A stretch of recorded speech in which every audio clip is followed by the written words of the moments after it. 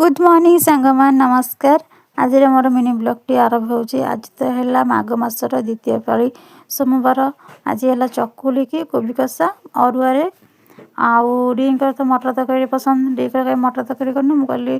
किसी सेमती मत समय नाला सकाल टे ठंडा पड़ी लेट है से खाईदे चकुली आ कोबी कषा खाईदे गले नाडी बसिक केते बेलू अंगनवाड़ी आसिक फोन देखुची आउ तो डी की छाड़देलानी कहला डी मुझे तुम साथी जी मुझे डी पूरा ड्यूट जाऊँगी डी तो कौन जी डी कहले ना राति तुम कौन आनबि कह ना मो चॉकलेट आनब आनिक आसले दांड दांड जमा छाड़देलानी मुझे ये भिड़िकी दईली हेटू डी गले ड्यूटी